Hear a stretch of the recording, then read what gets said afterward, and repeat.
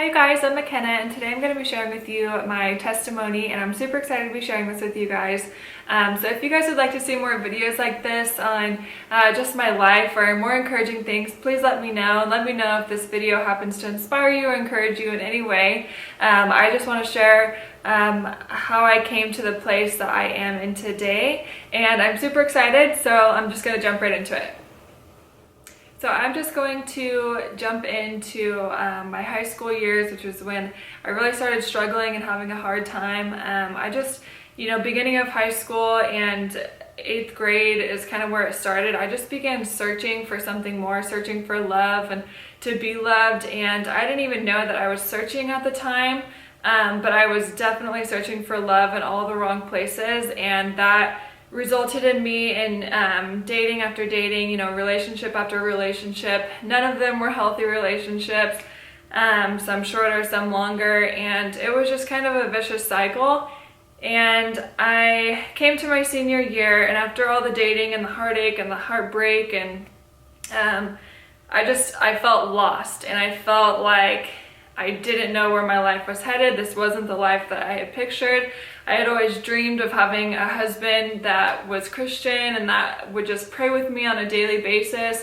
And I knew that I always wanted to raise my kids Christian and just loving the Lord. And that was not the life that I was leading, not even close. And I knew that the way that my life was going, I wasn't gonna have that happily ever after that I had always dreamed about. And I just felt lost, and I was heartbroken, and my heart was with, all these different people, and it was in pieces, and I was scared, and I felt hopeless, and I had been wronged, and I had wronged people, and it was just a mess. It wasn't a good time in my life at all. I just remember it was the second semester of my senior year, and these people at school had been so mean to me and just mortified me of things that I had done.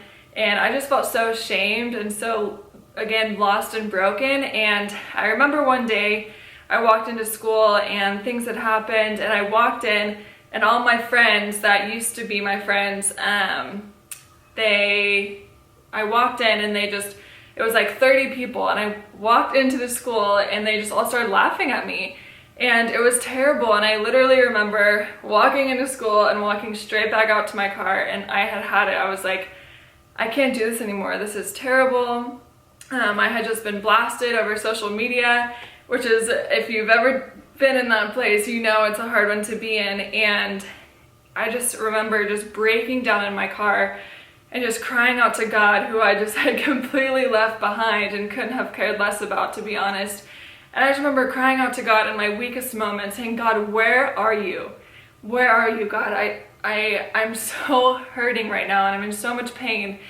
And I remember just kind of not hearing anything, and I was frustrated, and I was mad at God for the way that my life was turning out. And I knew I wasn't in a place that I wanted to be in, and so that then resulted to me, my family was moving to Boise, Idaho. And I was like, you know what, I gotta get out of here. I have to leave. I'm leaving this place behind. And so I applied to Boise State University, got accepted. That was the only college that I applied to. And I flew out here to go to school, and I just said, I'm never looking back. I'm not going back to my old ways and to what I'm leaving behind. And so I started school my freshman year, and the whole first semester I was just partying. I was still lost. I wasn't connected with God at all. I remember my mom, she lived about 20 minutes away, and so she came with me one day to get lunch, and she just said, Makenna, how's your relationship with God? And I just broke down because I wanted it so badly, but I didn't want to give up the life that I was living, of the partying and the drinking and all the fun that I was having, and the emptiness that I was feeling, which I didn't realize that I was feeling at the time. But I just broke down, and my mom probably was shocked. We were in a restaurant. I felt bad for the server who was serving us that day, but I just broke down, and I just lost it. And I just said, I'm so frustrated, and this isn't the life that I want to live. And so, days and months went by, and I kept getting invited to church. And every time someone would invite me, I just kind of roll my eyes like, yeah, whatever, that's not for me. Like, you have fun there, but that's just not for me. And one day I just kind of was like, you know what, I'm just gonna try it out. What's the harm in that, right? And I was just exhausted from all the partying and the empty friendships that brings, and you know, the heartache that brings of having fun one night and you're waking up the next morning not knowing what happened. And it wasn't fulfilling to me anymore. My heart wasn't feeling full by that. I wasn't fueled by that. And so I finally went to church my second semester of my freshman year, and something happened, and I was like, man, this is what I have been missing out on, these people in this community and this just love for God that I've been craving, and I didn't know that I was craving that. And I, you know, started regularly going to the church that I had been going to with my roommates, and I have just the most wonderful roommates. They're still my best friends to this day. But we all started going to church together and just started, you know, trying to have just a lifestyle change, and it was just so awesome and it was so fun. And I remember I was dating a guy at the time, and I had gone to church that night, and I was like, something's different. My convictions were just getting too heavy, and I felt like I was, you know, one person at church and then a different person when I was at a party or with my boyfriend at the time, or, you know, whoever. And it was just getting exhausting, and I knew in my heart that I wanted the life and I wanted to be the person that I was when I went to church. And, you know, I was just surrounded by such loving and caring people who genuinely wanted the best for me. And so, you know, I made a decision one night to just surrender everything to God. And it was scary, and I felt like I was about to lose all of my, you know, party friends. And I was like, God, I want more of this, and I want to know who you are, and I want, you know, I eventually want to get married to a husband who knows you and who loves you, and that we can raise our kids one day, you know, knowing you and loving you. And so I just decided I'm surrendering the life that I'm living to you, and I'm gonna surrender everything. And it was scary, I'm not gonna lie. I was like, man, what am I getting myself into? But it has seriously been the biggest, most fun adventure since that night, that I was like, God, I'm giving you my all. I'm giving you my life, every detail of it. I can't do it anymore. I've messed it up plenty. And so it was that night when I just really felt like this is a good thing, and, you know, my life is about to change in a really, really good way. And so my second semester of sophomore year came around, and I was living with, you know, my previous roommates who I just adore. And I decided to take a semester off, basically, of dating. And that was so foreign to me because I had been dating pretty much since I was 14 or 15 years old. And really with no long break whatsoever. It just was, you know, guy after guy after guy.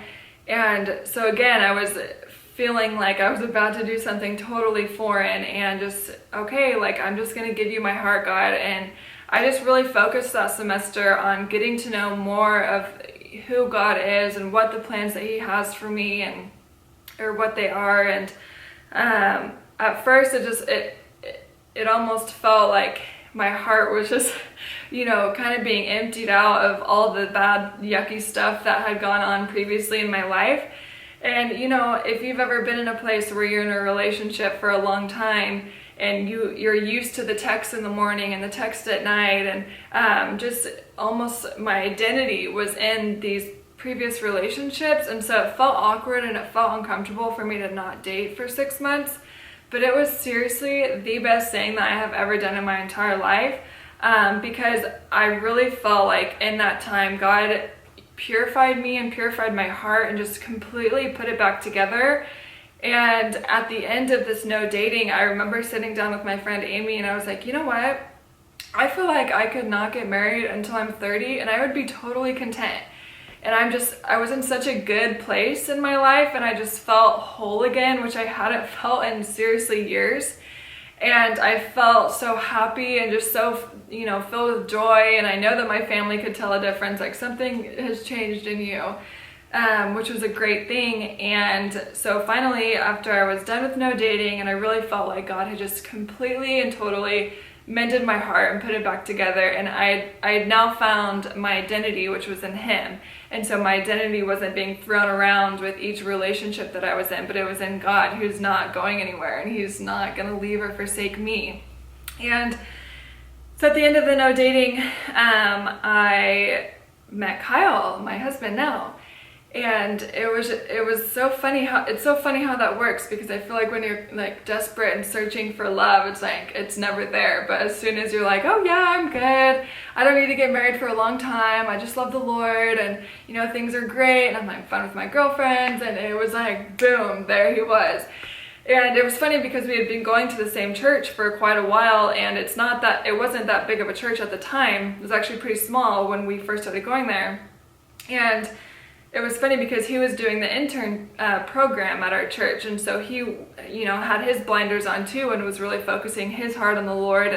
And I was going through my semester of no dating, and so I was totally had blinders on. I wasn't looking for anything, and you know, it just so happened, of course, that at the end of his internship and the end of my semester of no dating, it was just like, bam, the lights were on, and I was like, who is that guy? He is so cute. And it was pretty much instant. You know, we only talked at church for the first couple of weeks, and then once we went on our first date, like we just both knew, like, man, I want to marry you. And so we ended up getting married 7 months later, and it just makes me laugh, and it just overwhelms me because, you know, I remember the times where I prayed, God, I want a Christian husband, and I want to raise, you know, my babies like this, but I'm not living the life that I know I need to be living. And, you know, his grace was just so tangible all over my life, and it still is, and it's been the most amazing adventure, and absolutely the best yes that I have ever said was saying yes to God and just opening my heart to the plans that he has for me and not the plans that I had for myself. Because let me tell you, those are not very good plans at all. And I'm glad that, you know, I let him take over and make my life how amazing it is now. And so, you know, Kyle and I are just so happy together, and he encourages me and supports me like I've never had anybody do that for me ever my entire life, and, you know, prays for me on a daily basis, and I pray for him on a daily basis. And we just have something really great and really God ordained, and that's exactly what I always dreamed of my entire life. And so I'm just so thankful that God, you know, even in my worst of times, he didn't leave me. He didn't say, you know, you're too much, you've done too much wrong. He just patiently waited there for me to just open my heart to him and let him take over. And I just love that so much, and I love that just that his grace is just so good, and he just loves us no matter what. So I just want to encourage you that, you know, if you feel like you're too far gone, let me just tell you, you are never too far gone. I was the unpurest of, you know, people that there ever was, I feel like. And God purified me and purified my heart, and it just made me so whole. And so I just want to encourage you again that if you feel like, you know, you've done too much, you've made too many mistakes, or too many people have wronged you, or whatever the case may be, God is enough, and he is in control, and all you have to do is open your heart to him, and he will love you. And, you know, whenever I struggle with something with the Lord, I just always picture him as, which he is, our Heavenly Father. And I just feel so encouraged by that, and just to think, you know, how much I love my own daughter, Lily, and just the way that Kyle loves her so much. And I think that I love her, you know, oceans wide, but I can't even imagine the love that God has for his own children. It's overwhelming, and it's great, and it's powerful. So I just wanted to share that with you guys.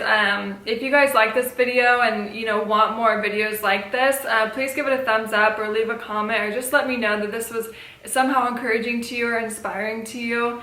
So yeah, that's all I have for you guys today, and thank you so much for listening. I really appreciate it. Please feel free to share this video with your friends and family, or whoever you think that it would touch, if it touched you at all. So thank you guys so much for listening, and I will see you in my next video. Bye!